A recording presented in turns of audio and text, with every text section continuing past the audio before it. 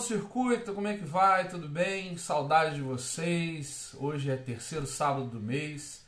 Terceiro sábado é dia de circuito e como a gente ainda não tem de volta os nossos cultos presenciais, culto online, uma palavra para abençoar a sua vida, uma palavra que vai desafiar você nessa temática que a nossa igreja tem adotado nesse mês, que é o mês do amigo. Vamos falar sobre amizade.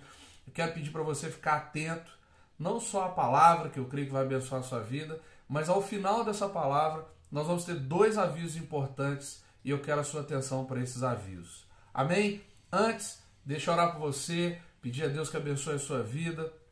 Passamos aí 15 dias longe e eu espero que você tenha buscado a Deus, servido a Deus, mantido a sua vida de comunhão com Deus e que hoje seja um dia de fortalecimento para você. Feche aí os seus olhos onde você estiver, Senhor.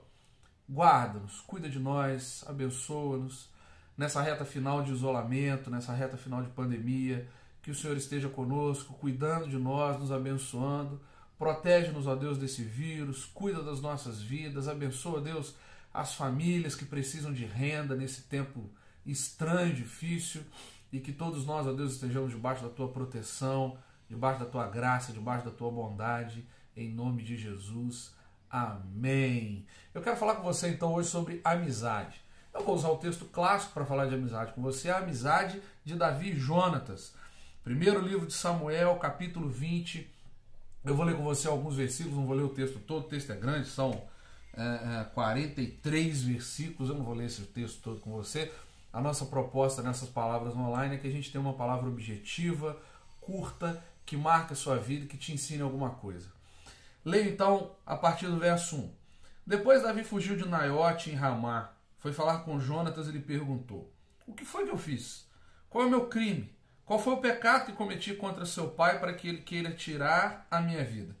Nem pense nisso, respondeu Jonatas. Você não será morto. Meu pai não fará coisa alguma sem antes me avisar, seja importante ou não. Por que ele iria esconder isso de mim? Não é nada disso. Davi, contudo, fez um juramento e disse: seu pai sabe muito bem que eu conto com a sua simpatia. E pensou: Jonatas não deve saber disso para não se entristecer. No entanto, eu juro pelo nome do Senhor e por toda a sua vida que estou a um passo da morte. Jonatas disse a Davi: eu farei o que puder, o que você achar necessário. Aí eles tramam lá um plano, vai para a floresta, um vai puxar a flecha, enfim, segue. E aí chega lá no final e eles concluem esse trato que eles fazem um com o outro da seguinte maneira: e se meu pai quiser fazer-lhe mal, irei avisá-lo. Que o Senhor me castigue com todo rigor se eu não lhe informar disso e não deixá-lo em segurança. O Senhor esteja com você assim como esteve com meu pai. Se eu continuar vivo, versículo 14, seja leal comigo, com a lealdade do Senhor. Mas se eu morrer, jamais deixe de ser leal com a minha família, mesmo quando o Senhor eliminar da face da terra todos os inimigos de Davi. Assim, Jonatas fez uma aliança com a família de Davi, dizendo que o Senhor chame os inimigos de Davi para prestarem contas. E Jonatas fez Davi reafirmar seu juramento de amizade, pois era amigo leal. Você conhece a história. Saul foi colocado por Samuel, por Deus, como rei de Israel. Saul tem lá uma série de condutas que não agradavam a Deus. E Deus, então, ele toma o reino da mão de Saul. E esse reino é dado, então, a Davi. Primeira coisa que eu quero que você considere comigo. Esses dois não tinham nada para serem amigos. Absolutamente nada. Por quê? Em tese, Davi estava tomando o lugar de Jonatas. Jonatas era o primogênito do rei. Se Jonatas era o primogênito do rei, quando o rei morresse, quem seria o rei? Jonatas. Mas aí Deus tira o reinado de Saul e dá para Davi. Então eles tinham tudo para serem rivais. Eles tinham tudo para serem pessoas que vivessem ali numa desarmonia, um disputando alguma coisa com o outro. Reino de Deus não tem disputa. Deus tem uma coisa para você e Deus tem uma coisa para o seu amigo. Deus vai fazer uma coisa na sua vida e Deus vai fazer uma coisa na vida do seu amigo. Deus tem um lugar para você e Deus tem um lugar para o seu amigo. Você não vai conseguir ocupar o lugar do seu amigo e o seu amigo não vai conseguir ocupar o seu lugar. E se vocês em algum momento fizerem isso, os dois vão se frustrar, os dois vão naufragar, os dois vão para o buraco. Deus estabeleceu Davi como rei de Israel e Jonatas sabia disso. Não adiantava Jonatas espernear. Jonatas, pelo que se percebe da vida de Jonatas, era um homem temente a Deus, era um homem que conhecia Deus. Ele sabia que não adiantava, ele ia berrar e nada ia acontecer. Por quê? Porque Deus havia escolhido Davi para essa função. Davi seria rei. Não tente ser o que o seu amigo é. A gente vê tanto isso. Ah, porque eu quero ser igual a ele. Eu, quando era garoto... Desculpa, quando era garoto, eu queria desenhar igual aos meus amigos, eu queria cantar igual aos meus amigos, eu queria tocar violão igual aos meus amigos, eu queria ser divertido igual aos meus amigos. Eu era amigo de gente muito talentosa. Eu era amigo de gente que sabia tocar violão na minha juventude na igreja. Aí pensei, eu era amigo do Erivelton, do Renato, do Max. Os caras sabiam fazer um monte de coisa. O Renato cantava pra caramba, o Max tocava violão, o Erivelton era um cara engraçadíssimo. E eu não era nem engraçado, nem tocava violão e nem cantava. Eu era o patinho feio do quarteto. E eu ficava ali no meio deles querendo ser alguma coisa que eles eram. Até um dia que Deus disse pra mim, você tem o que eles não têm. Ao passo que eles também têm o que você não tem. Eu escolhi cada um para uma coisa, eu separei cada um para uma coisa, eu coloquei cada um num lugar, eu escolhi fazer cada um de um jeito diferente do outro. Não queira ser igual ao seu amigo. Não queira ocupar o lugar do seu amigo. Não queira fazer aquilo que é para o seu amigo fazer. Davi e Jonatas se deram muito bem por conta disso. Segunda coisa que eu quero falar com você é lealdade. Eu já li em alguns lugares que lealdade é um conceito que deve ser levado até mais a sério do que a própria fidelidade. A lealdade numa amizade, ela precisa ser muito seriamente encarada. Davi estava sendo perseguido pelo pai de Jonatas. Mas essa perseguição, Jonatas tinha plena convicção que era uma perseguição injusta. Davi não tinha feito nada para Saul para ser perseguido. Muito pelo contrário. Todas as oportunidades que tinha, Davi honrava Saul.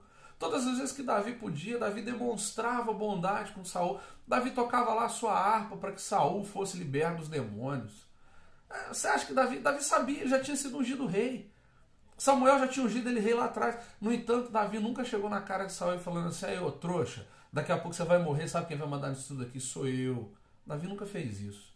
A perseguição era injusta. E a injustiça na perseguição fez com que Jonatas ajudasse o seu amigo contra a injustiça do seu pai. Isso é lealdade. Isso é lealdade. A Bíblia não mostra em nenhum momento Jonatas sendo desobediente ao seu pai. A Bíblia não mostra em nenhum momento Jonatas falando mal do seu pai. A Bíblia mostra Jonatas sendo leal ao seu amigo e aquilo que era certo. Era certo defender Davi. E Jonatas defende Davi. Você tem defendido seu amigo? Ou você está deixando esse camarada aí cair na boca do leão toda hora?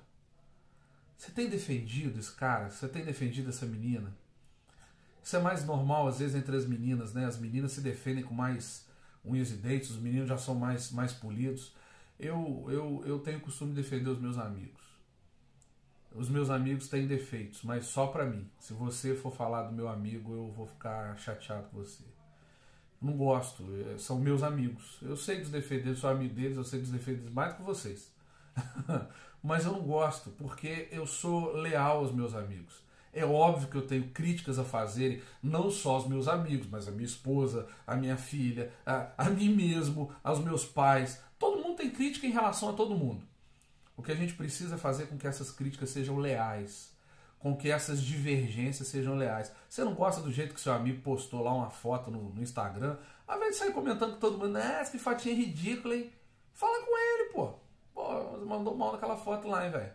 Da próxima vez você coloca uma fotinha mais maneira e tal. Fala com ele, seja sincero com ele, seja amigo dele, seja amigável em relação a ele.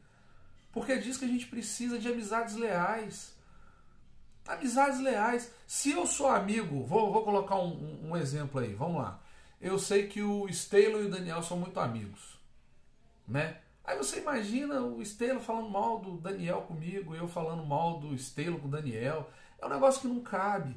A gente precisa ser leal. Se eu sei de alguma coisa, se eu vi alguma coisa, se eu fui informado de alguma coisa, eu tenho que ser leal ao meu amigo, procurar o meu amigo e falar com o meu amigo a respeito dessas coisas. Davi e Jonatas tinham esse grau de lealdade um com o outro. E esse grau de lealdade, e aqui entra a terceira coisa que eu quero falar com você, era um grau de lealdade que transcendia a amizade dos dois. Você conhece toda a história, você sabe que Davi e Jonatas eram homens de guerra, e Jonatas foi morto no campo de batalha, logo depois foi morto seu pai Saul, e Jonatas então ele deixa de existir na face da terra. E aí a Bíblia conta lá na frente a história de um menino chamado Mefibosete. O que aconteceu com esse menino Mefibosete? Quando chegou no reino lá a notícia de que Jonas tinha morrido, Saul tinha morrido, esse menino ficou com medo de que os inimigos o matassem, então ele foi carregado lá pela sua ama, pela sua cuidadora, saíram correndo, e no meio dessa correria o menino cai, quebra o pé, e essa quebra de pé, essa fratura dá uma má formação no pé do menino. O menino então vai para uma cidade que chama Lodebar. Lodebar é a terra do esquecido, é um lugar onde ninguém se lembra de ninguém, é um lugar horroroso, feio, de morte, de fome, e o menino estava lá passando fome, e Davi ele se lembra desse juramento que ele fez aqui. Desse juramento que ele fez. Se você continuar lendo a história, você vai ver que lá na frente, lá no livro de segundo livro de Samuel, ele pede, olha, tem alguém ainda da casa de Jonatas para quem eu possa demonstrar bondade? E esse menino, descendente de Jonatas, ele é levado até Davi, e esse menino ainda usa uma frase, quem sou eu, um cão sarnento, para que o rei se importe comigo? Mas Davi, ele mostra a sua lealdade. A lealdade de Davi transcende a sua lealdade a Jonatas. Ele é leal a Jonatas, ele é leal à família de Jonatas, por conta dessa promessa que um fez para o outro, aqui, nesse texto que a gente leu. Primeiro livro de Samuel, capítulo 20. Depois você lê o capítulo inteiro que você vai ver essa promessa que um fez para o outro e que foi cumprida por Davi. Cumpra a sua palavra com o seu amigo. Cumpra a sua palavra com o seu amigo. Às vezes a gente abraça o sujeito, mas tá aqui, ó, é nós, ó, tamo junto. É nós, porque daí vier, se der ruim pra você, dá ruim pra mim. E a primeira coisa que acontece quando dá ruim pra um é ele, ó, meter o pé e largar o outro pra trás. Vou contar pra vocês um negócio que eu fiz. Eu tinha uns 9 para 10 anos, não, 9 anos mais ou menos, e eu ia pra aula junto com outros dois amigos. A gente ia, atravessava a rua ali, e a escola era um pouco longe, não sei se você conhece ali o São Bernardo, eu morava ali perto do Aragão, e a minha escola era lá no Jardim do Sol, e eu tinha que atravessar ali aquela rua famosa, Rua da Máquina, e andava por ali. Aquela rua era deserta, era perigosa. E num dado momento, um dos meus colegas ali ficou um pouquinho para trás, e ele ficando um pouquinho para trás, ele foi abordado por dois caras lá com canivete, soco inglês, que queriam tomar lá as coisas dele. Quando eu olhei para trás e vi que dava tempo de fugir, o que você acha que eu fiz? Eu, meti o pé e fui embora. Fui embora, cheguei em casa e eu ainda falei, bom, me salvei, tô bem, né? Cheguei em casa e quando eu cheguei em casa, esse colega acabou de passar pela porta da minha casa e ele falou assim, pô, parabéns, hein? Precisar de um amigo igual você, eu tô lascado. E ali eu tive uma das grandes lições sobre a amizade da minha vida. Se eu estou junto com alguém, eu estou junto com alguém. Se eu sou amigo de alguém, eu sou amigo de alguém. Se eu estou nesse barco com alguém, eu estou nesse barco com alguém. Eu não posso dar a minha palavra e dizer para ele, não, eu sou seu amigo, cara, nós estamos juntos, estamos aí. E a hora que esse cara precisa de mim, eu saio correndo. Se fôssemos ali 2, 3, 4, talvez o assaltante tivesse ficado com medo. Porque ele ia puxar lá a faquinha dele, o soco inglês dele, e isso não ia adiantar, porque o cara ia estar sozinho. Um segurava o braço, o outro dava um murro nele, sei lá, não faça isso, pelo amor de Deus. Mas o cara podia pensar nisso. O assaltante vazar dali e deixar a gente ali em paz. Eu não fui amigo. E aquilo me ensinou uma lição. Hoje eu tenho, por princípio, eu estou junto do meu amigo. Se eu tiver que dar uma sova nele, eu vou dar uma sova nele. Se ele tiver errado do que ele fez, eu vou dizer para ele que ele está errado. Eu, para ele. Palavra, lealdade. Eu para ele. Eu vou sair contando para todo mundo. Você viu o que fulano fez? Nossa, você é amigo dele. Eu sou amigo dele, mas eu não estou com ele não. Eu tenho um amigo que se eu ligar para ele e dizer assim, matei alguém. O cara vai chegar aqui com a pá e vai me ajudar a esconder o corpo. Mas eu tenho certeza absoluta que ele também vai me entregar para a polícia. Eu tenho certeza absoluta que ele não vai deixar passar impune o meu erro. Ele não vai deixar passar impune o meu pecado. Ele vai me exortar, ele vai me confrontar, ele vai me corrigir. Ele vai me fazer ir atrás de recuperar e de refazer, de corrigir os erros que eu cometi. Eu tenho certeza disso. Seja amigo nesse ponto. De mostrar bondade, de honrar a sua palavra. De estar do lado do cara e estar do lado do cara. Você não precisa ir contra os princípios e valores que você adotou, os princípios e valores que a palavra de Deus adota, para poder ser amigo. Se o cara está errado, o cara está errado. E você vai falar com ele que ele está errado. E não vai compactuar com o erro dele. Mas você precisa entender que há uma necessidade de que você mantenha a sua palavra, de ser amigo do seu amigo. Davi e Jonatas mantiveram isso durante toda a vida.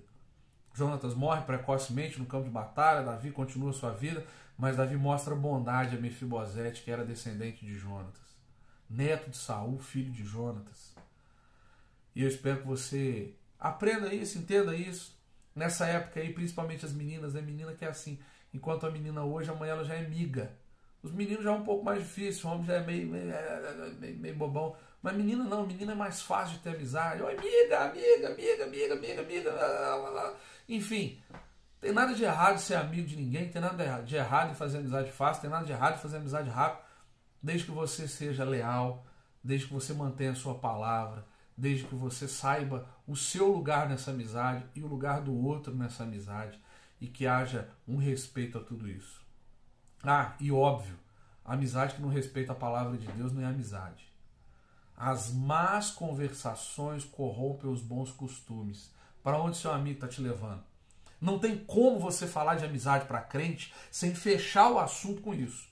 O seu amigo está te levando para onde? Qual é a postura do seu amigo quando ele está do seu lado?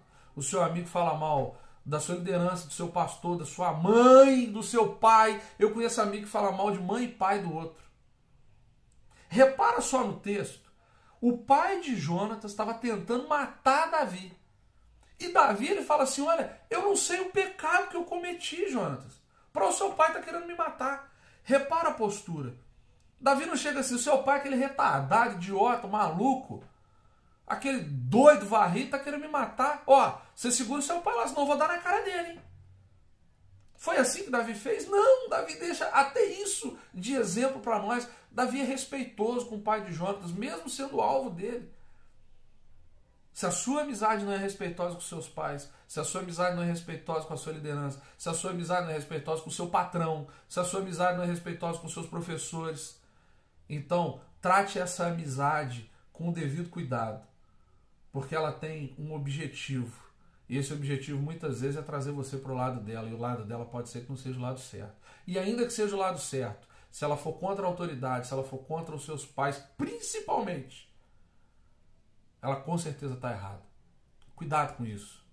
Cuidado com isso. No mais, conquiste amigos, seja amigo, exerça a amizade. E eu quero orar por você. Segura aí, depois da oração, 2 avisos para você, em nome de Jesus. Senhor, obrigado pela tua palavra, obrigado pelo teu cuidado, obrigado por tudo que tu tens feito nas nossas vidas. Nós falamos aqui hoje, ó Deus, sobre amizade, e não há amigo maior do que o Senhor por nós. Não há amizade maior do que aquela que o Senhor tem por nós e que nós, ó Deus, também precisamos ter por Ti.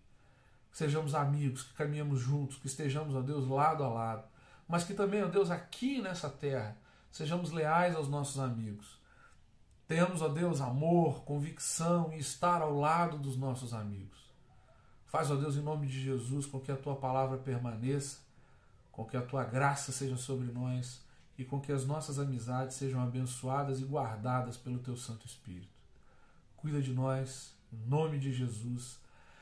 Amém. Amém. Deus abençoe você. 2 avisos.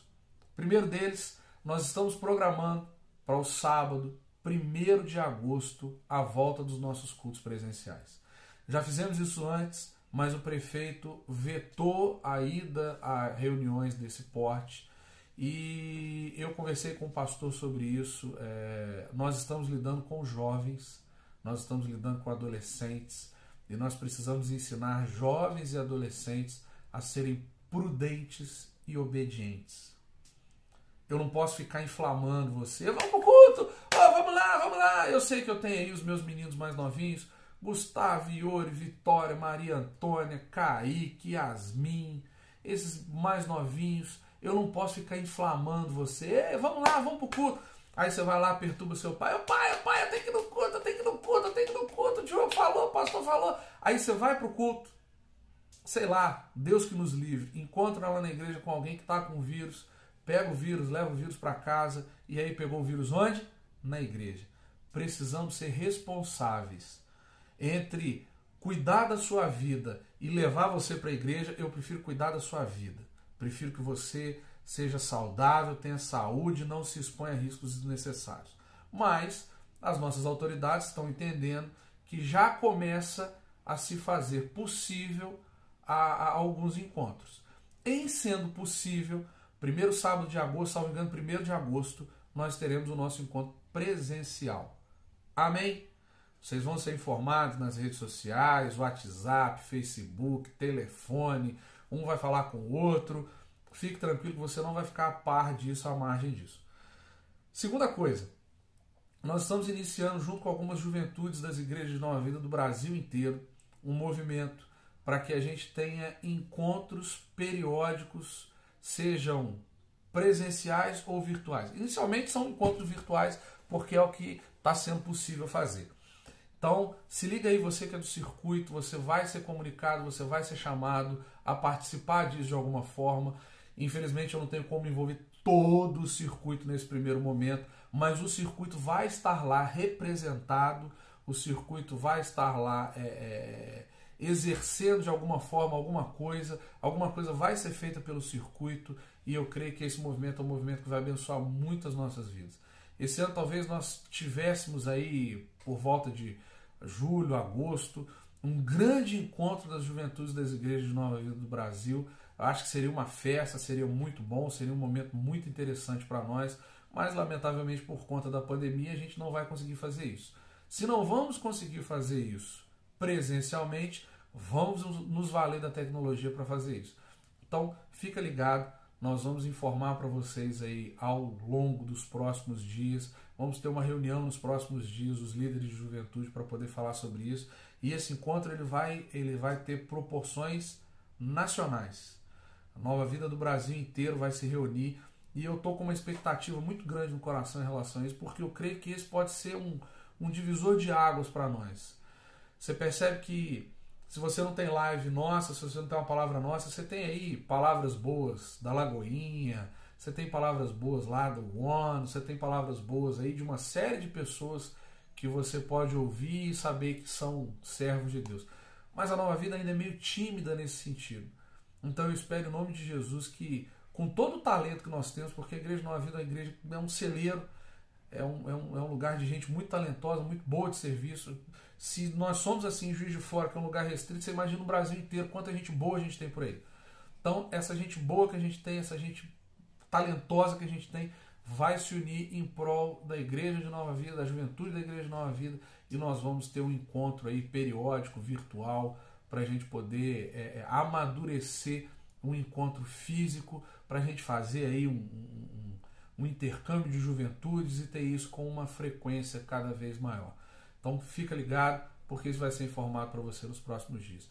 No mais, meu querido, um abração para cada um de vocês, saudade de vocês. Eu não sei se vocês já perceberam, mas meu perfil não é aquele perfil assim grudento de ficar ligando para todo mundo, ficar mandando mensagem para todo mundo toda hora. Eu, lamentavelmente, nem tempo para isso eu tenho. Essa pandemia talvez tenha deixado muita gente em casa, à toa, de boa, mas eu confesso para você que eu estou trabalhando quase que o dobro do que eu trabalhava, e isso está me tomando muito tempo, mas eu não abro mão de estar com vocês assim, ainda que virtualmente, pelo menos nas datas dos nossos cultos, porque para mim é um prazer, é uma alegria muito grande estar junto com você.